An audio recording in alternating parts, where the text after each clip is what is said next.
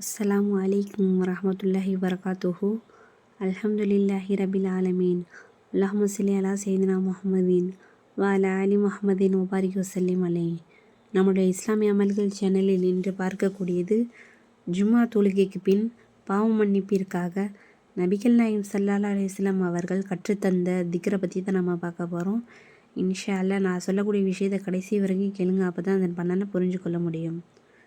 ஒரு மனிதர் ஜும்மா தொழுகைக்கு பின் சுபஹானல்லாஹில் அலீம் வபிஹம்திஹி, மகத்துவமிக்க அல்லாஹ் பரிசுத்தமானவன், அவனது புகழை கொண்டு புகழ்கிறேன் என்று 100 தடவை ஓதி வந்தால் அவரின் 1,00,000 பாவங்கள் மன்னிக்கப்படும்.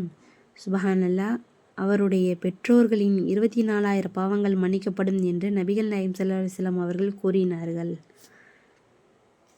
இன்ஷா அல்லாஹ், சிறப்புமிக்க ஜும்மா நாளில் நம் அனைவரும் நபிகள் நாயகம் ஸல்லல்லாஹு அலைஹி வஸல்லம் அவர்கள் கற்றுத்தந்த திக்ரை ஓதி நம் அனைவரின் பாவங்களையும் அல்லாஹ் மன்னித்தருள் புரிவானாக. ஆமீன். அஸ்ஸலாமு அலைக்கும் ரஹ்மத்துல்லாஹி வபரகாத்துஹு. இது மாதிரியான சிறப்பான வீடியோக்கள் உங்களை வந்தடைய வேண்டும் என்று நீங்கள் ஆசைப்படுகிறீர்கள் என்றால் நம்மளுடைய சேனலை லைக் பண்ணுங்கள், சப்ஸ்கிரைப் பண்ணுங்கள், ஷேர் பண்ணுங்கள், பக்கத்தில் உள்ள பெல் ஐக்கனை கிளிக் பண்ணுங்கள். அப்போ தான் நான் போடக்கூடிய அந்த வீடியோ உங்களை வந்தடையும்.